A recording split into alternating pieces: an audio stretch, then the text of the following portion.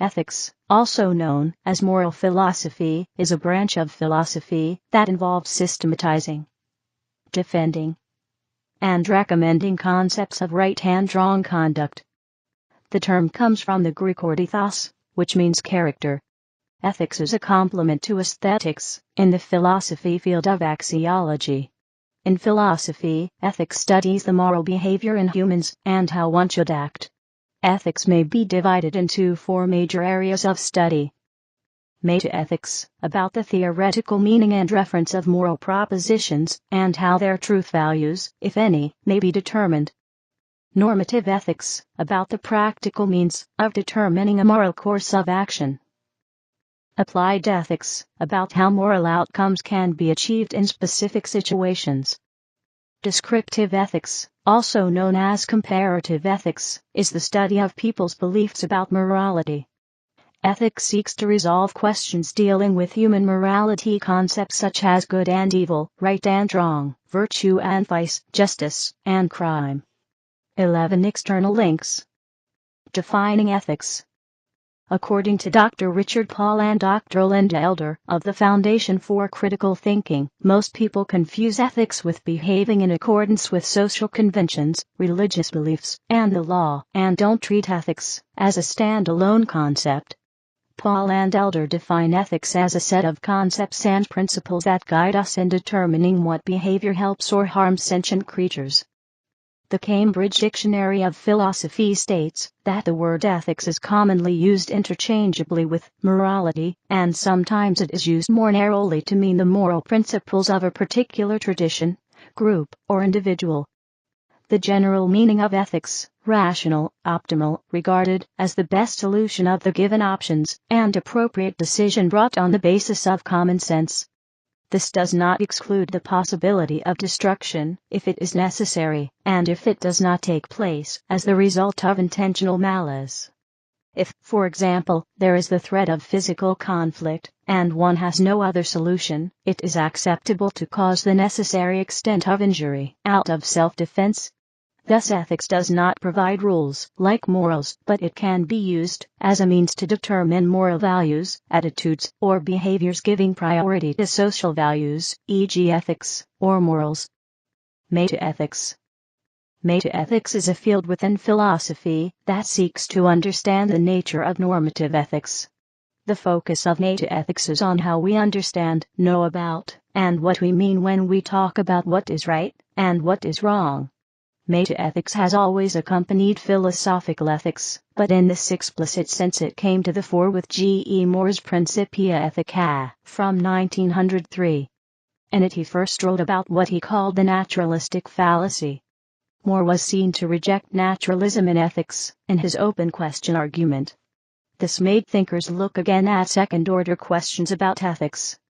Earlier, the Scottish philosopher David Hume had put forward a similar view on the difference between facts and values.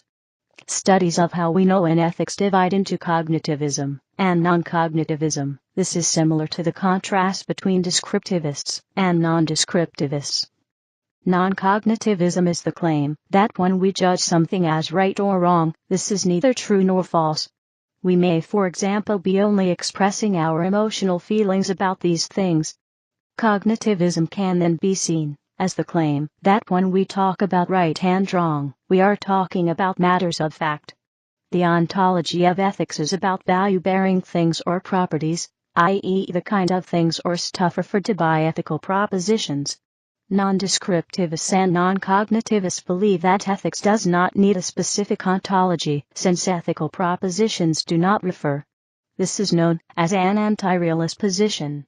Realists, on the other hand, must explain what kind of entities, properties, or states are relevant for ethics, how they have value, and why they guide and motivate our actions. Normative ethics. Normative ethics is the study of ethical action. It is the branch of philosophical ethics that investigates the set of questions that arise when considering how one ought to act, morally speaking. Normative ethics is distinct from metaethics because it examines standards for the rightness and wrongness of actions, while metaethics studies the meaning of moral language and the metaphysics of moral facts. Normative ethics is also distinct from descriptive ethics, as the latter is an empirical investigation of people's moral beliefs. To put it another way, descriptive ethics would be concerned with determining what proportion of people believe that killing is always wrong, while normative ethics is concerned with whether it is correct to hold such a belief.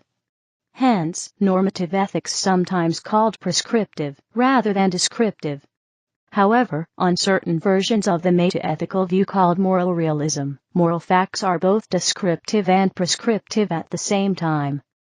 Historical ethical theories. Virtue ethics. Socrates. Virtue ethics describes the character of a moral agent as a driving force for ethical behavior and is used to describe the ethics of Socrates, Aristotle, and other early Greek philosophers. Socrates, 469 BC 399 BC, was one of the first Greek philosophers to encourage both scholars and the common citizen to turn their attention from the outside world to the condition of humankind. In this view, knowledge having a bearing on human life was placed highest, all other knowledge being secondary. Self-knowledge was considered necessary for success, and inherently an essential good. A self-aware person will act completely within his capabilities to his pinnacle, while an ignorant person will flounder and encounter difficulty. To Socrates, a person must become aware of every fact and its context relevant to his existence if he wishes to attain self-knowledge.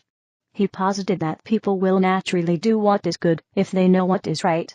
Evil or bad actions are the result of ignorance. If a criminal was truly aware of the intellectual and spiritual consequences of his actions, he would neither commit, nor even consider committing those actions. Any person who knows what is truly right will automatically do it, according to Socrates. While he correlated knowledge with virtue, he similarly equated virtue with joy. The truly wise man will know what is right, do what is good, and therefore be happy. Aristotle, 384 BC 323 BC, posited an ethical system that may be termed self-realizationism.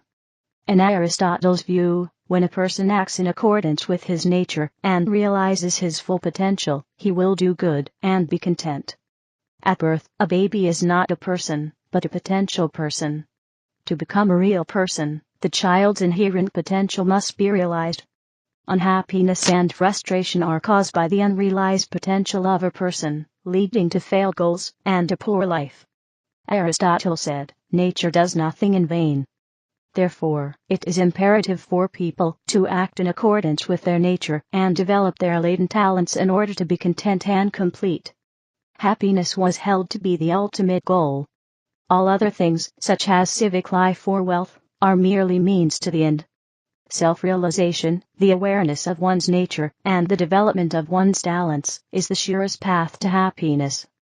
Aristotle asserted that man had three natures: vegetable, physical/metabolism, animal, emotional/appetite, and rational, mental/conceptual.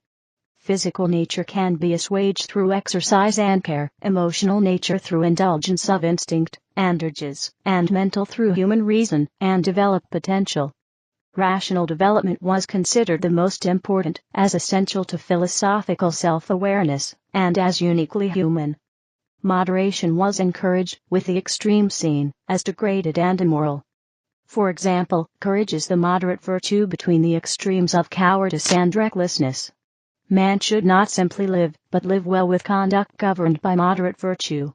This is regarded as difficult, as virtue denotes doing the right thing, to the right person, at the right time, to the proper extent, in the correct fashion, for the right reason. Stoicism.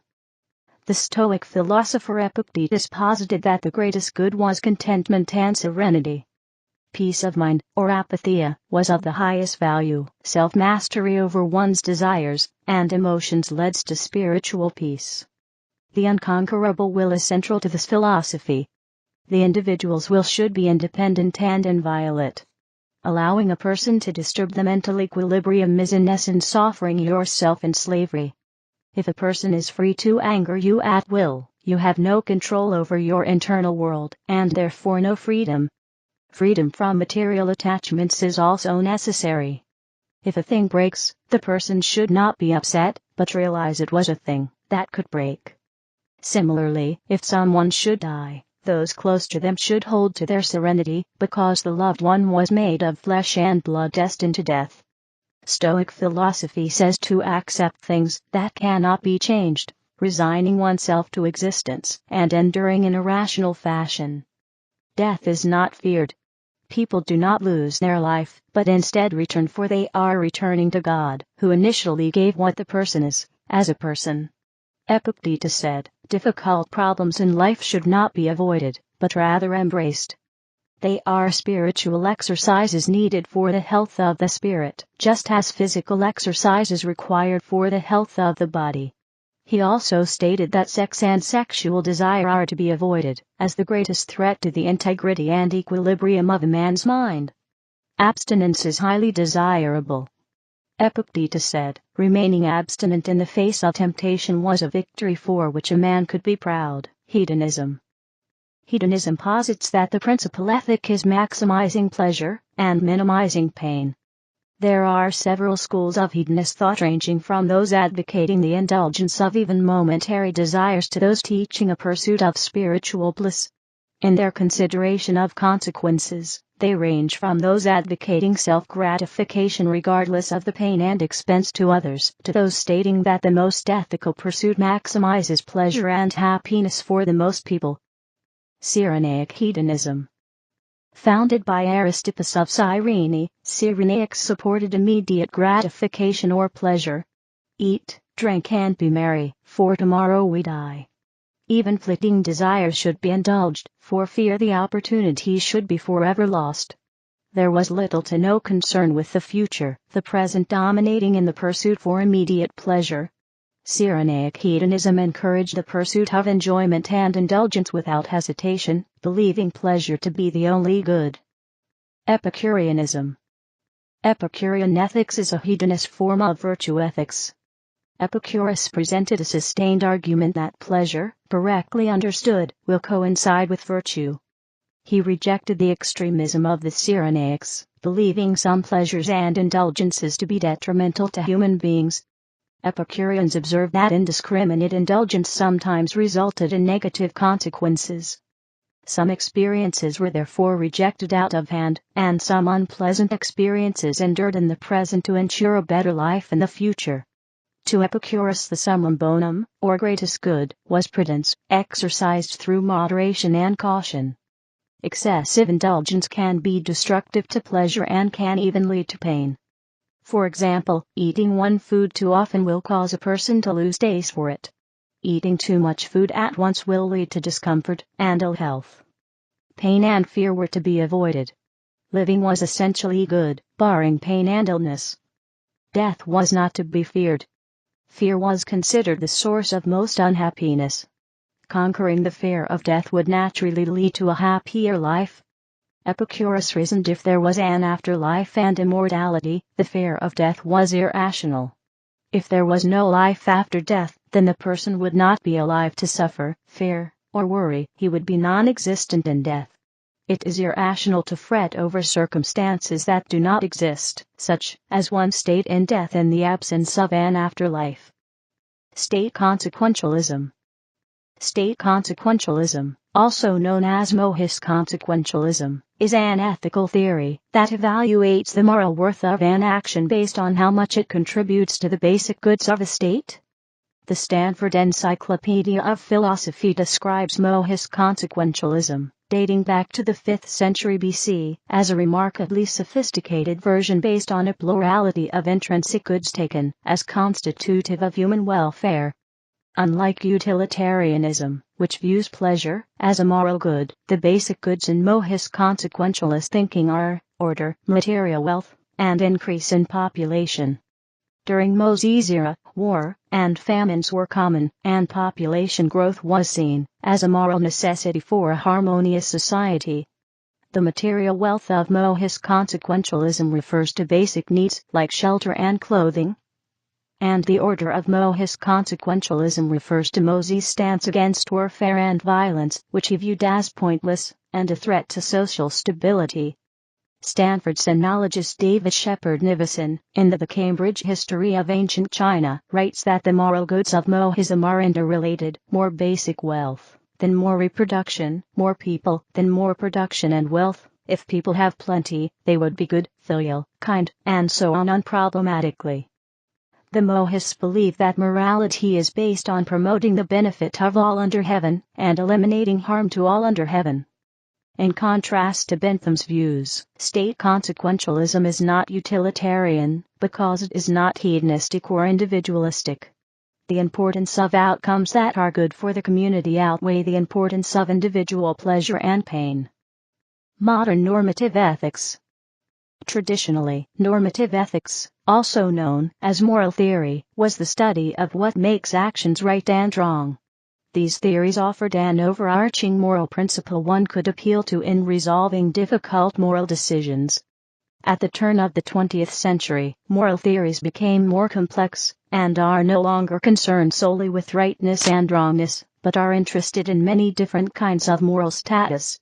During the middle of the century, the study of normative ethics declined as meta-ethics grew in prominence. This focus on meta-ethics was in part caused by an intense linguistic focus in analytic philosophy, and by the popularity of logical positivism. In 1971, John Rawls published A Theory of Justice, noteworthy in its pursuit of moral arguments, and eschewing of meta-ethics. This publication set the trend for renewed interest in normative ethics. Consequentialism. Consequentialism refers to moral theories that hold that the consequences of a particular action form the basis for any valid moral judgment about that action, or create a structure for judgment. See rule consequentialism. Thus, from a consequentialist standpoint, a morally right action is one that produces a good outcome, or consequence. This view is often expressed as the aphorism "the ends justify the means." The term consequentialism was coined by Gem Anscombe in her essay Modern Moral Philosophy in 1958 to describe what she saw as the central error of certain moral theories, such as those propounded by Mill and Sidgwick. Since then, the term has become common in English language ethical theory. The defining feature of consequentialist moral theories is the weight given to the consequences in evaluating the rightness and wrongness of actions. In consequentialist theories, the consequences of an action or rule generally outweigh other considerations. Apart from this basic outline, there is little else that can be unequivocally said about consequentialism as such. However, there are some questions that many consequentialist theories address. What sort of consequences count as good consequences? Who is the primary beneficiary of moral action? How are the consequences judged, and who judges them? One way to divide various consequentialisms is by the types of consequences that are taken to matter most, that is, which consequences count as good states of affairs. According to hedonistic utilitarianism, a good action is one that results in an increase in pleasure, and the best action is one that results in the most pleasure for the greatest number. Closely related is Eudaimonic Consequentialism, according to which a full, flourishing life, which may or may not be the same as enjoying a great deal of pleasure, is the ultimate aim. Similarly, one might adopt an aesthetic consequentialism, in which the ultimate aim is to produce beauty. However, one might fix on non-psychological goods as the relevant effect. Thus, one might pursue an increase in material equality or political liberty instead of something like the more ephemeral pleasure. Other theories adopt a package of several goods, all to be promoted equally. Whether a particular consequentialist theory focuses on a single good or many conflicts and tensions between different good states of affairs are to be expected, and must be adjudicated. Utilitarianism. Utilitarianism is a hedonistic ethical theory that argues the proper course of action is one that maximizes overall happiness. Jeremy Bentham and John Stuart Mill are influential proponents of this school of thought. In a fragment on government, Bentham says, "It is the greatest happiness of the greatest number that is the measure of right and wrong," and describes this as a fundamental axiom. In an introduction to the principles of morals and legislation, he talks of the principle of utility, but later prefers the greatest happiness principle. Hedonistic utilitarianism is the paradigmatic example of a consequentialist moral theory. This form of utilitarianism holds that what matters is the aggregate happiness, the happiness of everyone and not the happiness of any particular person. John Stuart Mill, in his exposition of hedonistic utilitarianism, proposed a hierarchy of pleasures, meaning that the pursuit of certain kinds of pleasure is more highly valued than the pursuit of other pleasures. Deontology.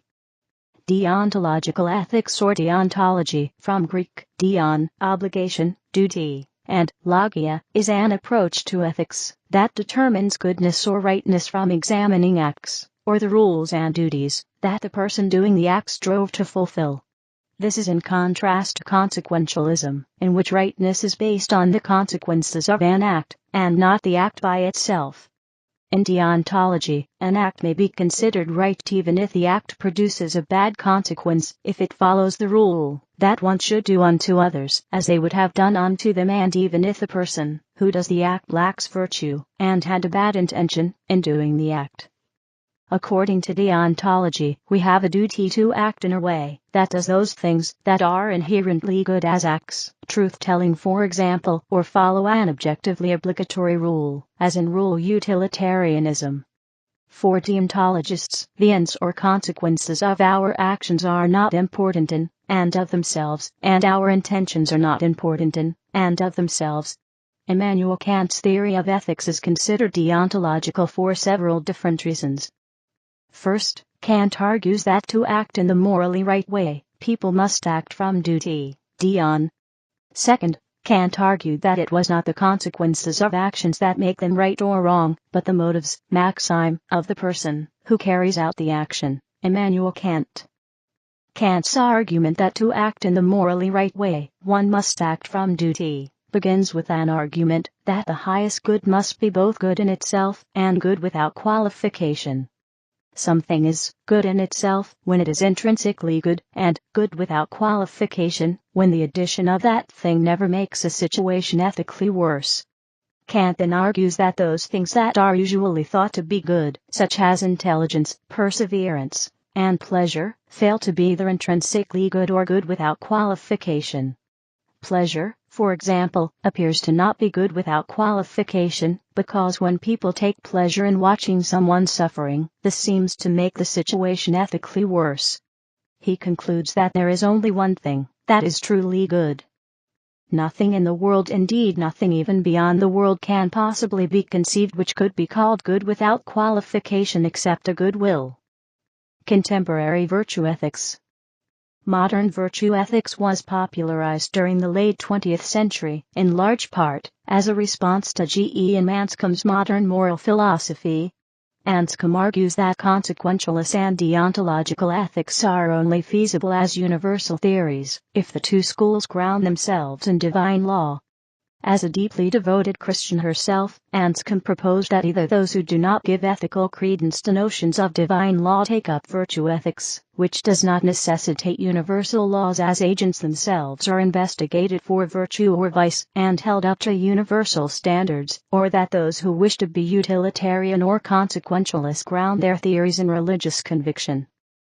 Alistair MacIntyre, who wrote the book After Virtue, was a key contributor and proponent of modern virtue ethics, although MacIntyre supports a relativistic account of virtue based on cultural norms, not objective standards. Martha Nussbaum, a contemporary virtue ethicist, objects to MacIntyre's relativism, among that of others, and responds to relativist objections, to form an objective account in her work Non-Relative Virtues, an Aristotelian approach. Complete Conduct Principles for the 21st Century blended the Eastern virtue ethics and the Western virtue ethics, with some modifications, to suit the 21st century, and formed a part of contemporary virtue ethics. Pragmatic Ethics. Associated with the pragmatists, Charles Sanders Peirce, William James, and especially John Dewey, pragmatic ethics holds that moral correctness evolves similarly to scientific knowledge, socially over the course of many lifetimes. Thus, we should prioritize social reform over attempts to account for consequences, individual virtue or duty, although these may be worthwhile attempts, provided social reform is provided for. Role ethics. Role ethics is an ethical theory based on family roles. Unlike virtue ethics, role ethics is not individualistic. Morality is derived from a person's relationship with their community. Confucian ethics is an example of role ethics. Confucian roles center around the concept of filial piety or xiao, a respect for family members. According to Roger Ames and Henry Rosemont, Confucian normativity is defined by living one's family roles to maximum effect. Morality is determined through a person's fulfillment of a role, such as that of a parent or a child. Confucian roles are not rational and originate through the xian, or human emotions. Postmodern ethics. Postmodernism. This article or section may contain previously unpublished synthesis of published material that conveys ideas not attributable to the original sources. Relevant discussion may be found on the talk page. July 2009. The 20th century saw a remarkable expansion and evolution of critical theory, following on earlier Marxist theory efforts to locate individuals within larger structural frameworks of ideology and action. Anti-humanists such as Louis Althusser and Michel Foucault and structuralists such as Roland Barthes challenged the possibilities of individual agency and the coherence of the notion of the individual itself. Clarification needed as critical theory developed in the later 20th century. Post-structuralism sought to problematize human relationships to knowledge and objective reality. Jacques Derrida argued that access to meaning and the real was always deferred, and sought to demonstrate via recourse to the linguistic realm that there is nothing outside context. Unfortunately, or text is often mistranslated as there is nothing outside the text. At the same time, Jean Baudrillard theorized that signs and symbols or simulacro mask reality, and eventually the absence of reality itself, particularly in the consumer world. Post-structuralism and postmodernism argue that ethics must study the complex and relational conditions of actions. A simple alignment of ideas of right and particular acts is not possible. There will always be an ethical remainder that cannot be taken into account, or often even recognized. Such theorists find narrative, or, following Nietzsche and Foucault, genealogy, to be a helpful tool for understanding ethics, because narrative is always about particular lived experiences in all their complexity rather than the assignment of an idea or norm to separate and individuated actions. Zygmunt Bauman says postmodernity is best described as modernity without illusion. The illusion being the belief that humanity can be repaired by some ethic principle. Postmodernity can be seen in this light, as accepting the messy nature of humanity as unchangeable. David Cousins-Hoy states that Emmanuel Levinas' writings on the face of the other and Derrida's meditations on the relevance of death to ethics are signs of the ethical turn in continental philosophy that occurred in the 1980s and 1990s. Hoy describes post-critique ethics as the obligations that present themselves as necessarily to be fulfilled, but are neither forced on one, or are enforceable. 2004, page 103. Hoy's post-critique model uses the term ethical resistance. Examples of this would be an individual's resistance to consumerism in a retreat to a simpler but perhaps harder lifestyle, or an individual's resistance to a terminal illness. Hoy describes Levinas' account as not the attempt to use power against itself, or to mobilize sectors of the population to exert their political power. The ethical resistance is instead the resistance of the powerless. 2004, page 8. Hoy concludes that the ethical resistance of the powerless others to our capacity to exert power over them is therefore what imposes unenforceable obligations on us. The obligations are unenforceable precisely because of the others' lack of power. That actions are at once obligatory and at the same time unenforceable is what put them in the category of the ethical. Obligations that were enforced would, by the virtue of the force behind them, not be freely undertaken, and would not be in the realm of the ethical. 2004, p.184.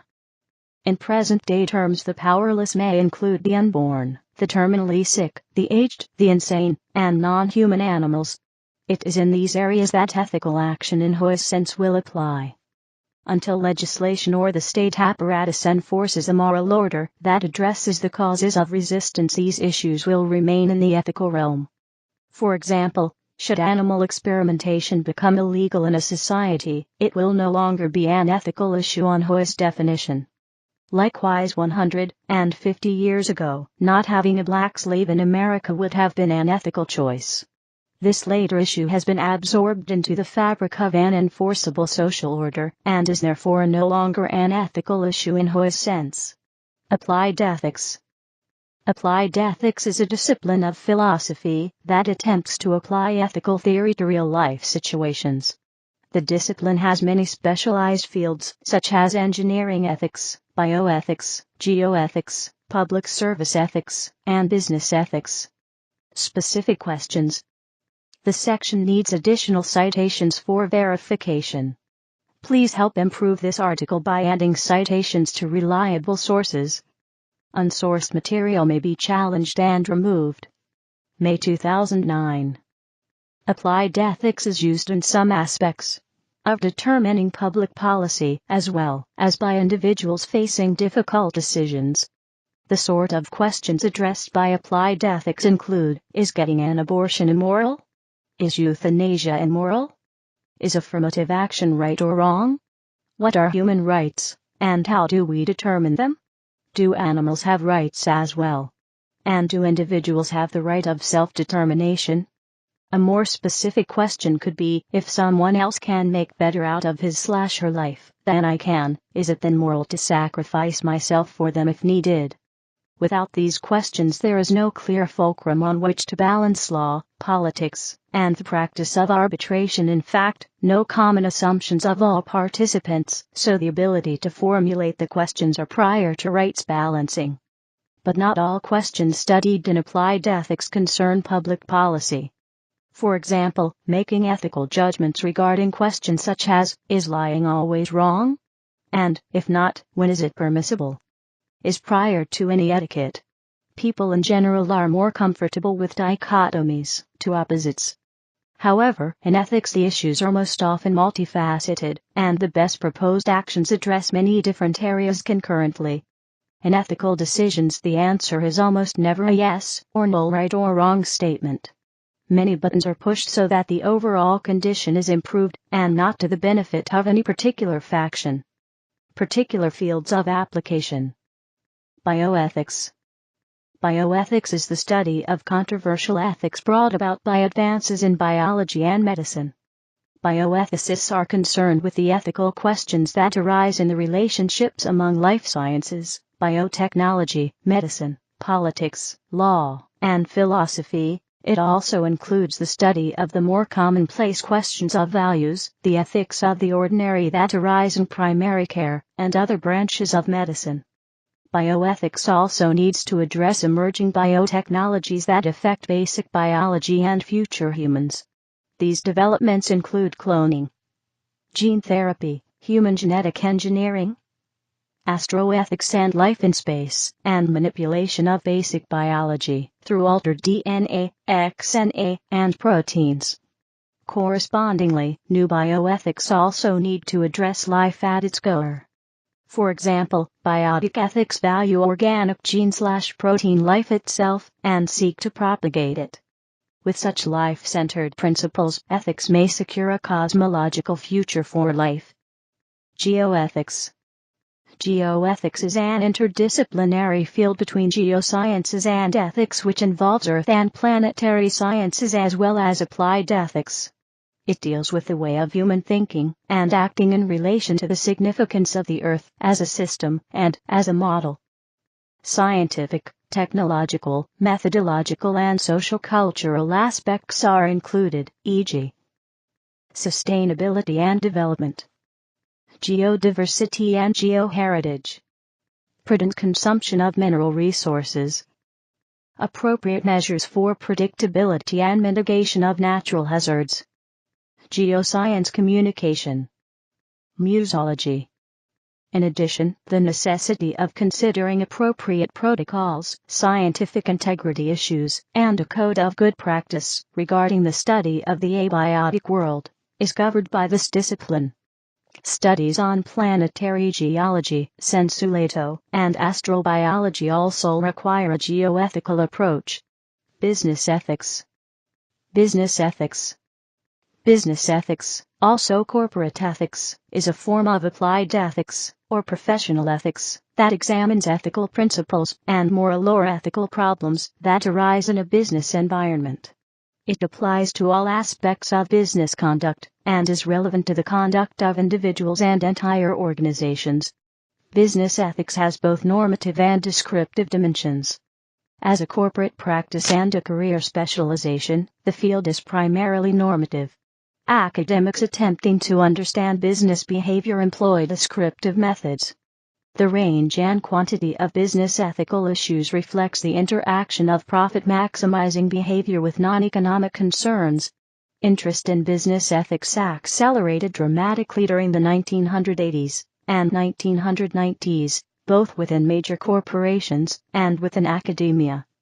For example, today most major corporations promote their commitment to non-economic values under headings such as ethics codes and social responsibility charters. Adam Smith said, "People of the same trade seldom meet together, even for merriment and diversion, but the conversation ends in a conspiracy against the public, or in some contrivance to raise prices." Governments use laws and regulations to point business behavior in what they perceive to be beneficial directions. Ethics implicitly regulates areas and details of behavior that lie beyond governmental control. The emergence of large corporations with limited relationships and sensitivity to the communities in which they operate accelerated the development of formal ethics regimes. Relational ethics. Relational ethics are related to an ethics of care. They are used in qualitative research, especially ethnography and orthoethnography. Researchers who employ relational ethics value and respect the connection between themselves and the people they study, and between researchers and the communities in which they live and work. Ellis, 2007, page 4. Relational ethics also help researchers understand difficult issues such as conducting research on intimate others that have died and developing friendships with their participants. Relational ethics in close personal relationships form a central concept of contextual therapy. Machine ethics. In Moral Machines, Teaching Robots Right from Wrong, Wendell Wallach and Colin Allen conclude that issues in machine ethics will likely drive advancement in understanding of human ethics, by forcing us to address gaps in modern normative theory, and by providing a platform for experimental investigation. The effort to actually program a machine or artificial agent to behave as though instilled with a sense of ethics requires new specificity in our normative theories, especially regarding aspects customarily considered common sense.